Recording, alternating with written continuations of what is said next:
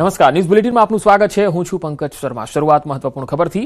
આજે રાજકોટના શહેરવાસીઓ માટે ખુશીની ક્ષણ છે, કારણ કે લાંબા સમયથી રાહ જોવાતો સાંઢિયા પુલ આજે જનતા માટે ખુલ્લો મુકાયો છે। નાયબ મુખ્યમંત્રી હર્ષ સંઘવીએ પુલનું લોકાર્પણ કર્યું। લોકાર્પણ થતાં જ હજારો વાહન ચાલકોને ટ્રાફિકની સમસ્યામાંથી રાહત મળી છે। અંદાજે દરરોજ 70,000થી 1 લાખ જેટલા વાહનો આ પુલ પરથી પસાર થશે। કુલ 74.32 કરોડ રૂપિયાના ખર્ચે બનેલો આ પુલ છેલ્લા 2 વર્ષથી નિર્માણ હેઠળ હતો। 15 માર્ચ 2024ના રોજ શરૂ થયેલું કામ 13 જૂન 2026ના દિવસે પૂરું થયું। 678 મીટર લંબાઈ અને 16.40 મીટર પહોળાઈ ધરાવતો આ પુલ રેલવે ટ્રેક પરથી 6.25 મીટર ઊંચાઈ પર બનાવવામાં આવ્યો છે। જો કે નિર્માણ દરમિયાન અનેક વિવાદો પણ સામે આવ્યા, છતાં અંતે આ પ્રોજેક્ટ પૂરો થતા શહેરને મોટી રાહત થવાની છે।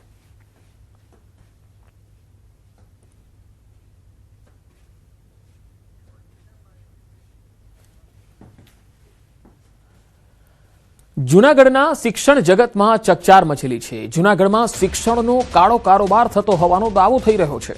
સ્કૂલ અને કોલેજ ગયા વગર પાસ કરી આપવાનો દાવો। જી હા, ફક્ત પરીક્ષા આપવા જવાનું અને ત્યાં પણ માઇક્રો કોપીથી પેપર ભરાવી આપવાનો દાવો થઈ રહ્યો છે। જોશીપરામાં આવેલ મેરીગોલ્ડ એપાર્ટમેન્ટમાં ગુજરાત એજ્યુકેશન નામની ઓફિસનો વિડીયો વાયરલ થયો।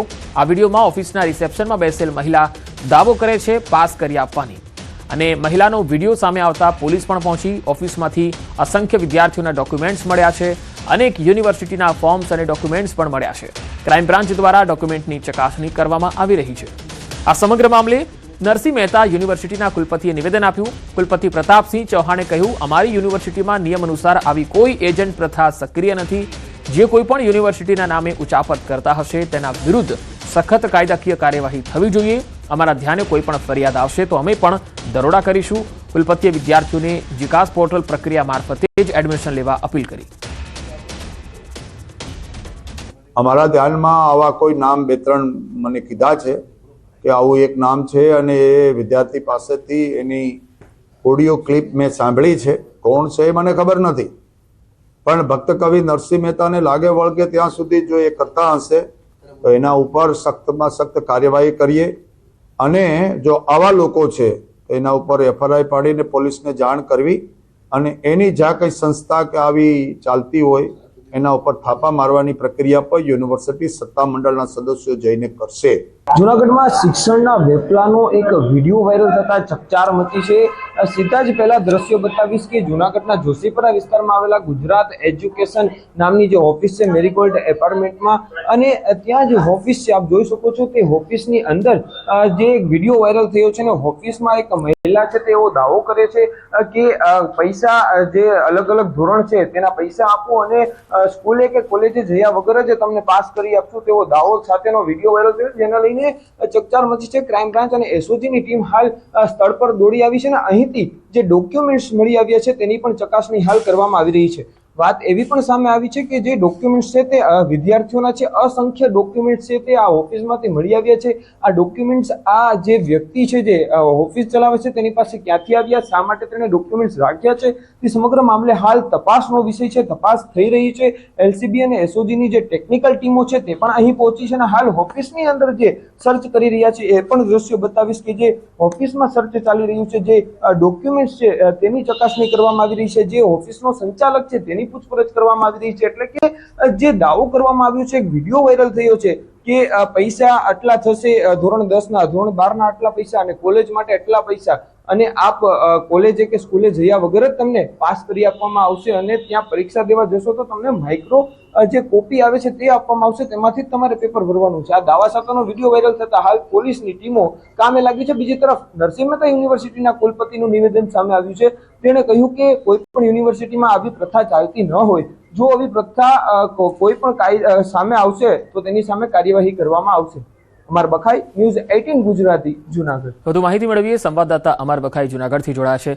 અમારો સૌથી મોટો સવાલ તો એ છે કે કુલપતિ કહે છે કે ફરિયાદ આવશે અને તપાસ કરીશું, પણ સવાલ એ છે કે ફરિયાદ આવતી કેમ નથી? કેમ તમારા ધ્યાનમાં આ વસ્તુ આવતી નથી? સોશિયલ મીડિયામાં વિડીયો વાયરલ થાય ત્યારે તમને ખબર પડે છે, તો આ તો એક અંધેરી નગરી ચાલી રહી છે। પંકજ, ચોક્કસ આખી આ ઘટના છે તે સામે આવી છે ને તેને લઈને ચકચાર મચી છે. કુલપતિનું કહેવું એવું છે કે આ અત્યાર સુધી તેને કોઈ ફરિયાદ મળી નથી અને તેના યુનિવર્સિટીનું અંદર કંઈ છે પણ નહીં. એ એવું કહેવા માંગે છે કે જો મારી યુનિવર્સિટીનું હોય કે ન હોય, જો મારી યુનિવર્સિટીનું હશે અમને માહિતી આપો એટલે અમે સ્થળ ઉપર જઈશું. એ સ્થળ ઉપર પહોંચે પહેલા જ જુનાગઢ પોલીસની ટીમો ગઈકાલે સાંજે પંકજ સ્થળ ઉપર પહોંચી ગઈ. જુનાગઢ ક્રાઇમ બ્રાન્ચની ટીમ પહેલા પહોંચી, ત્યાં તપાસ કરવામાં આવી અને બાદમાં જે સંચાલક છે તે પોલીસને પહેલા ઇગ્નોર કરતો હતો, પરંતુ પછી તેને ખબર પડી કે હવે તો આપણી કુંડળી ફસાઈ ગઈ છે. એટલે હવે તે ચૂપચાપ છે તે બોલવા માંડ્યું છે અને તમામ જે ગેરકાયદેસર જે પ્રવૃત્તિ કરતો હતો, જે ગેરકાયદેસર એડમિશન અપાવતો હતો, તે તમામ વસ્તુ હવે ગણતરીની કલાકોમાં સામે આવી શકે છે. આખી રાત ક્રાઇમ બ્રાન્ચ અને એસઓજીની ટીમ દ્વારા તેની ઓફિસમાં છાપેમારી કરવામાં આવી છે. સંખ્ય જે સ્કૂલમાં અને કોલેજોમાં જમા કરાવવાના જે ડોક્યુમેન્ટ હોય છે વિદ્યાર્થીઓના, તે તેની ઓફિસમાંથી મળી આવ્યા છે, જેમાં જુદી જુદી 3 થી 4 યુનિવર્સિટીના પણ સર્ટિફિકેટો, રિઝલ્ટો અને જે એડમિશન ફોર્મ છે તે મળી આવ્યા છે. શિક્ષણને એક મોટી જે રીતે આ લોકો જાણે શિક્ષણને એક ધંધો કરીને બેઠા હોય તેવું લાગી રહ્યું છે. આ જે જુનાગઢમાં જે સંચાલક છે તે કોઈ પણ યુનિવર્સિટી સાથે સંકળાયેલો અથવા કોલેજ સાથે સંકળાયેલો હોય તેવું લાગી રહ્યું છે, કારણ કે આટલા બધા કોલેજના અને જે યુનિવર્સિટીના સર્ટિફિકેટો ક્યાંથી આવે તે પણ એક સવાલ છે. એટલે પોલીસ હાલ તપાસ કરી રહી છે. બીજી વિગત એ પણ મળી છે કે જે પ્રાઇવેટ જોબ કરવી હોય ને તેના માટે જે સર્ટિફિકેટની જરૂર હોય છે તે પણ ડુપ્લિકેટ સર્ટિફિકેટ ત્યાંથી કાઢી આપતો હતો તેવી પ્રાથમિક માહિતી મળી છે. હાલ સમગ્ર મામલે ક્રાઇમ બ્રાન્ચ દ્વારા છે તે એસઓજીને આ કામગીરી હેન્ડઓવર કરવામાં આવી છે. એસઓજી દ્વારા વધુ તપાસ શરૂ કરાઈ છે. જી, અમારા આભાર માહિતી આપવા માટે. ડાંગમાં ભાજપના હરેશ બેછાવ સસ્પેન્ડ થયા. ગેરશિસ્ત બદલ પૂર્વ સિંચાઈ અધ્યક્ષ હરેશ બેછાવને પાર્ટીના પ્રાથમિક સભ્યપદથી ભાજપે સસ્પેન્ડ કરી દીધા. ગુજરાત ભાજપ પ્રદેશની સૂચના અનુસાર જિલ્લા સંગઠન પ્રમુખે આ કાર્યવાહી કરી. 5 વર્ષ પહેલા કોંગ્રેસ છોડીને ભાજપમાં જોડાયા હતા અને હવે તેમના ઉપર આ કાર્યવાહી થઈ છે. પ્રાથમિક સભ્યપદથી તેમને સસ્પેન્ડ કરી દેવાયા છે. પૂર્વ સિંચાઈ અધ્યક્ષ રહી ચૂક્યા છે હરેશ બેછાવ.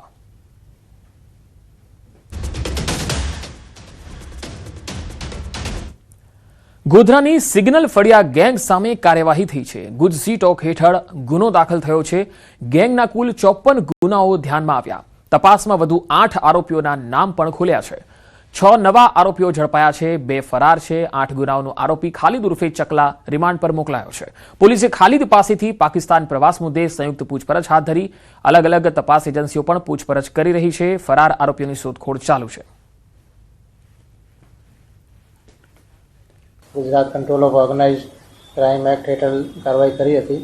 આમાં અત્યાર સુધી ટોટલ 12 જેટલા આરોપી પકડાયા છે અને સિગ્નલ ફળિયા ગેંગના જે સભ્યો છે એના ટોટલ 54 જેટલા ટોટલ ઓફેન્સીસ જે છે ધ્યાને લેવામાં આવેલા છે. જૂનાગઢમાં સાયબર ક્રાઇમ આચરતી ગેંગનો પર્દાફાશ થયો. ઓપરેશન મ્યુલ હન્ટ 2 અંતર્ગત જૂનાગઢ એસઓજીએ કરોડો રૂપિયાના આંતરરાજ્ય સાયબર ફ્રોડ નેટવર્કનો પર્દાફાશ કર્યો.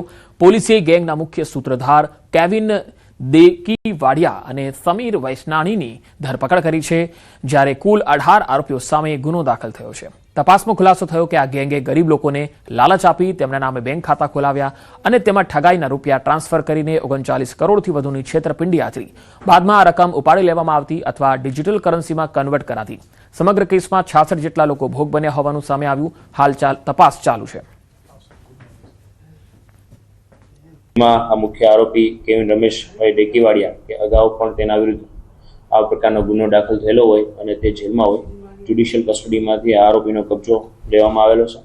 તેની તપાસ દરમિયાન અન્ય એક નામ સમીર ચિમનલાલ વૈષ્ણાણીનું નામ ખોલેલું કે તેણે આ 8 લોકોનો સંપર્ક કરાવેલો અને તેમના છે બેંક એકાઉન્ટની વિગતો આપેલી. તો બંને આરોપીની બી ડિવિઝન પોલીસ સ્ટેશનમાં છે ધરપકડ કરવામાં આવેલી છે. આ 18 જે બેંક એકાઉન્ટ ધારકો છે તેમને સમગ્ર ભારતના અલગ અલગ રાજ્યોમાં કુલ મળીને 66 જેટલા વ્યક્તિઓ સાથે છે ફ્રોડ કરેલા છે અને આ રકમ છે 39 કરોડ 53 લાખ જેટલી રકમ થાય છે. ઓપરેશન ડેલ્ટા હન્ટ અંતર્ગત મોડાસામાંથી બાંગ્લાદેશી મહિલા ઝડપાઈ. મોડાસાના કોલેજ રોડ પર આવેલી ગુલબર્ગ હોટલ નજીકથી એક શંકાસ્પદ બાંગ્લાદેશી મહિલાને ઝડપી લેવાઈ. પ્રાથમિક પૂછપરછમાં સામે આવ્યું કે આ મહિલા છેલ્લા 2 અઠવાડિયાથી અમદાવાદથી મોડાસા આવતી હતી અને અગાઉ અમદાવાદના અલગ અલગ સ્પામાં કામ કરતી. મહિલા પાસે ભારતીય નાગરિક હોવાના કોઈ કાયદેસર દસ્તાવેજ કે પાસપોર્ટ વિઝા ન મળતા તેનો ભાંડો ફૂટ્યો હતો. મહિલાએ ભારતમાં ગેરકાયદેસર રીતે પ્રવેશ કર્યો હોવાની કબૂલાત કરતા અરવલ્લી એસઓજીએ તેની સામે કાયદેસરની કાર્યવાહી હાથ ધરી. નૂપુર ડોટર ઓફ નૂર મોહમ્મદ હવાલદાર કે જે આમ તો અમદાવાદ રહે છે પણ છેલ્લા 2-3 અઠવાડિયાથી મોડાસા ખાતે આવેલા અને તેઓ મૂળ બાંગ્લાદેશના છે. એમની પાસેથી પુરાવા માંગતા કોઈ ઇન્ડિયન પુરાવો મળેલો નથી. પોતે મસાજનું કામ કરે છે અલગ અલગ સ્પા સેન્ટર્સમાં અને એમને પોલીસે અરેસ્ટ કરી અને આગળની જે કાર્યવાહી છે જેમાં જોઈન્ટ ઇન્ટ્રોગેશન છે, એમનું ડિપોર્ટેશન છે, એ કાર્યવાહી ચાલે છે. આજીવન કેદની સજાનો કેદી મોન્ટુ નામદાર વિરુદ્ધ ત્રીજી ફરિયાદ નોંધાઈ. ફલો રજા પર જેલમાંથી બહાર આવેલો મોન્ટુએ પોલીસકર્મીને અપશબ્દો બોલવા અને જાનથી મારી નાખવાની ધમકી આપી હતી. સાક્ષીને ધમકાવવા બદલ કંટ્રોલમાં ફરિયાદ બાદ ખાડિયાની ટીમ પહોંચી હતી મોન્ટુને પકડવા. મોન્ટુને પકડવા ગયેલ પોલીસકર્મીને ધમકી આપવા બદલ ફરિયાદ થઈ. ખાડિયા પોલીસે હાલ તપાસ આગળ વધારી છે.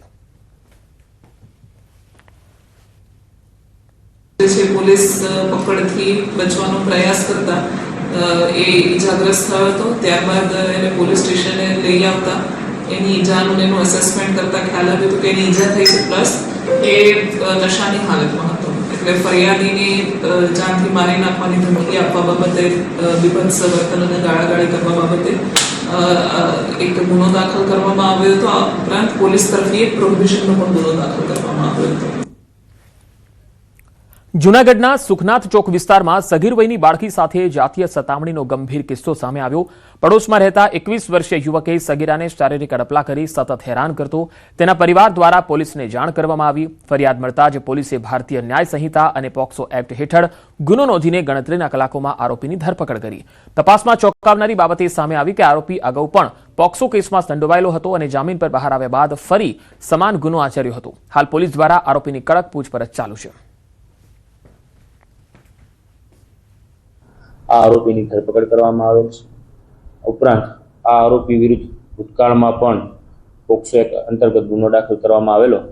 પોક્સો કોર્ટ દ્વારા આરોપીને જે જામીન આપવામાં આવેલા છે તે બાબતમાં પણ એ ડિવિઝન પોલીસ સ્ટેશન દ્વારા પણ ગઈકાલે સ્પેશિયલ પોક્સો કોર્ટમાં રિપોર્ટ કરવામાં આવેલો છે કે આરોપીને જે રેગ્યુલર જામીન આપેલા છે તે રદ કરવામાં આવે. ભાવનગરના મહુવાના ગઢડા ગામમાં છેલ્લા 12 દિવસથી 3 ફેઝ વીજ પુરવઠો ખોરવાતા ખેડૂતોમાં ભારે રોષ છે. ખેતી માટે જરૂરી વીજળી ન મળતા વાવેતર કરેલા પાકને સમયસર પાણી મળી રહ્યું નથી, જેના કારણે મોંઘા ભાવે લાવેલું બિયારણ નિષ્ફળ ગયું છે. ખેડૂતોનો આરોપ છે કે પીજીવીએસએલના વહીવટી ધાંધિયાના કારણે ગામમાં સતત વીજ સમસ્યા સર્જાય છે. વાવણીની સિઝન વચ્ચે વીજળીના ભાવે માત્ર પાક જ નહીં પરંતુ ખેતરોમાં રહેલા મૂંગા પશુઓ માટે પણ પાણીની સમસ્યા ઊભી થઈ છે.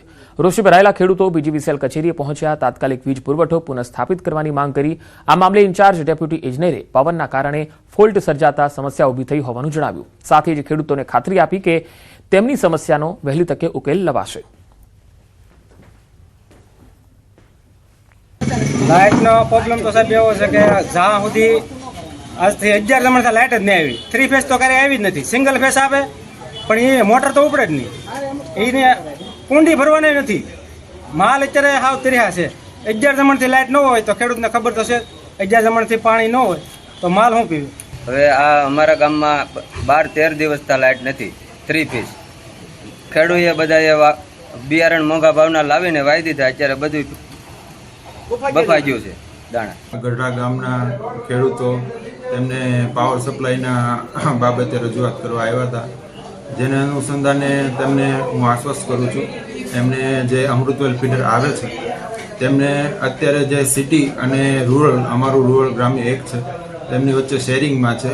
શરૂઆતનો પોર્શન જે સિટી એરિયામાં આવે છે એમના ફોલ્ટ અને આ થોડાક સમયથી પવનની સ્પીડ જો ઝાઝી છે એના લીધે ફોલ્ટનો થોડોક પ્રશ્ન હતો. એમનો તત્કાલ નિકાલ થાય એવું સુખદ નિરાકરણ થઈ જાય એવો મારો પ્રયત્ન રહેશે. ચોમાસું નજીક છે. પોરબંદરમાં દર વર્ષે ઊભી થતી પૂરની ગંભીર સમસ્યાને લઈને તંત્રની સજ્જતા પર સવાલ ઉઠ્યા છે. જ્યુબેલી બ્રિજ નીચે છેલ્લા 8-10 વર્ષથી ખડકાયેલા મલબાના ડુંગરોને કારણે શહેર અને ઘેડ વિસ્તારના પાણીનો નિકાલ રોકાય છે, જેના લીધે અનેક વિસ્તારો પાણીમાં ગરકાવ થઈ જાય છે. પોરબંદરના જ્યુબેલી બ્રિજ નીચે દેખાતા આ દ્રશ્યો કોઈ સામાન્ય કચરો નથી. આશરે 400 મીટરના વિસ્તારમાં 10 થી 12 ફૂટ ઊંચા મલબાઓના ડુંગરોને કારણે પોરબંદર શહેર અને ઘેડના પાણીના નિકાલનો મુખ્ય માર્ગ રૂંધાય છે. દરરોજ અહીંયા બેસતા હોય આવીએ છીએ એટલે અમને આ નજરમાં આવ્યું ત્યાં 10-12 વર્ષ ત્યાં જે આ પુલ બનેલો છે જાજા વર્ષ ત્યાં એનો મલબો તમે જોવો ને તો ડુંગર થઈ ગયો. અહીંયા એમના હિસાબે ઉપરથી જે ચોમાસા દરમિયાન પાણી આવે છે ને એ પાણીની જાવક થતી નથી. એમના હિસાબે આજુબાજુના વિસ્તારમાં પાણી ફરી વળે છે અને અનેક ઘરોની અંદર નુકસાન થાય છે. તો આજ દર વખતે ચોમાસામાં એક ભયનો ડર રહે છે કે પાણી ભરાશે તો આજ ઘરનો સામાન બગડી જશે, નાના બાળકો છે, મા બાપ બીમાર હોય તો આજ લઈને માણસ ક્યાં જાય. ને પોરબંદરમાં આજ 5-7 વર્ષથી જે પાણી ભરાવાનો જે પ્રોબ્લેમ થયો છે એનું મેઇન કારણ આ મલબો છે, જુબેલી પુલની નીચે પડ્યો છે બંને સાઈડ. આજ પોરબંદરમાં માર્ગ મકાન વિભાગમાં જે કોઈ અધિકારી આવતા હોય તો એની આ ફરજ નથી.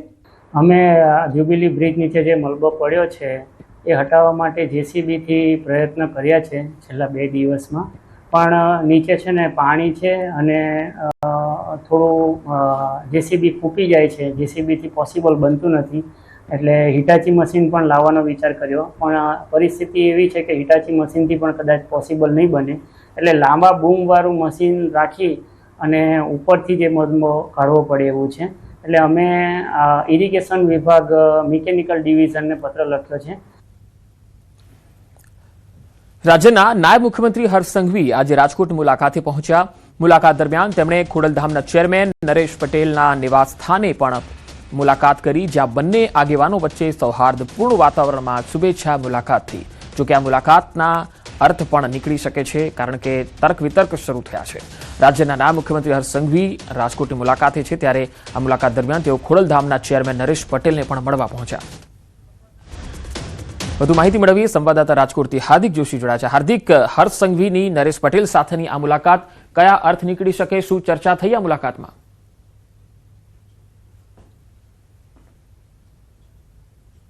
હાલ જે રીતના હું આપને દ્રશ્યો બતાવવા માંગીશ, થોડી વાર પહેલા જ જે ડેપ્યુટી મુખ્યમંત્રી છે હર્ષ સંઘવી તે નરેશભાઈના ઘરે આવી પહોંચ્યા છે. અત્યારે જે છે તેમના ઘરે બંધ બારણે જે છે એ બેઠક પણ ચાલી રહી છે. આ બેઠકમાં જે રાજકોટ શહેર ભાજપ પ્રમુખ તેમજ સ્થાનિક ધારાસભ્યો, રાજ્યસભાના સાંસદ સહિતના જે નેતાઓ છે તે ઉપસ્થિત છે. અત્યારે આપણે હું આ દ્રશ્યો આગળના બતાવવા માંગીશ કે આ જે ઘર છે ત્યાં અત્યારે તેમની બેઠક ચાલી રહી છે.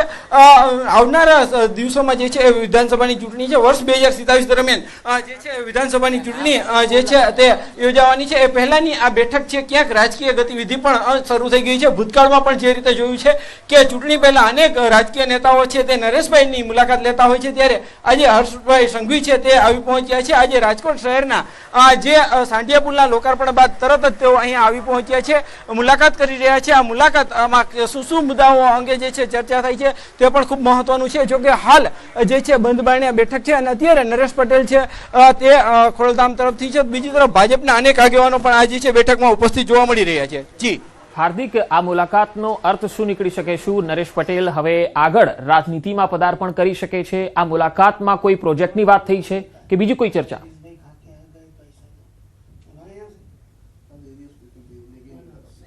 આ બેઠક છે તે ઘણે અંશે જે છે એ જે ચર્ચાનું કેન્દ્ર બન્યા છે. રાજકીય વર્તુળોનું માનીએ તો આવનારા દિવસોમાં જે ચૂંટણી જે યોજાવાની છે, આ ઉપરાંત સ્થાનિક સ્વરાજની ચૂંટણી તાજેતરમાં જ ગઈ છે અને જે છે આ ઉપરાંત થોડા સમય પહેલા જ નરેશ પટેલ છે તેમના દ્વારા પણ જે એક સૂચક નિવેદન આપવામાં આવ્યું હતું કે તેઓ જે ખોડલધામમાંથી જે છે તેઓ આરામ લેવા ઈચ્છે છે. ક્યાંક જે ત્યારબાદની આ મુલાકાત છે તે અનેક તર્ક વિતર્કો સર્જી રહી છે. ખાસ કરીને હર્ષ સંઘવી છે આપણે અહીંના જે દ્રશ્યો બતાવવા માંગીશ કે જે રીતના અહીંયા જે તેમનું ઘર છે અહીંયા અત્યારે જે છે તેમની મુલાકાત પણ ચાલી રહી છે. હું ઘરની અંદરના દ્રશ્યો બતાવવા માંગીશ કે જે રીતે અહીંયા હર્ષ સંઘવી તેમજ જે રાજકોટ શહેર ભાજપના અગ્રણી ખોડલધામના ટ્રસ્ટીઓ પણ જે છે બેઠકમાં ઉપસ્થિત છે. અત્યારે જે ચર્ચાઓ થઈ રહી છે, પરંતુ કયા મુદ્દે ચર્ચા થઈ છે તે બેઠક પૂર્ણ થયા બાદ સામે આવી શકે છે. સ્વાભાવિક છે કે જે રીતે ચૂંટણી તેમજ રાજકીય જ્યારે માહોલ સર્જાતો હોય છે ત્યારે નરેશ પટેલનું નામ છે તે સ્વાભાવિક રીતે આગળ આવતું હોય છે, ત્યારે આ બેઠકને લઈને પણ ક્યાંક જે છે અનેક ચર્ચાઓ ચાલી રહી છે. હાલ જે રીતના ડેપ્યુટી મુખ્યમંત્રી છે તેઓ પહોંચ્યા છે. બીજી તરફ જે કેટલાક જે છે કહી શકાય કે જે રીતના જે ખોડલધામના ટ્રસ્ટીઓ પણ ઉપસ્થિત છે, ત્યારે આ બેઠકમાં કયા મુદ્દે. જી હાર્દિક, આભાર સમગ્ર માહિતી આપવા માટે.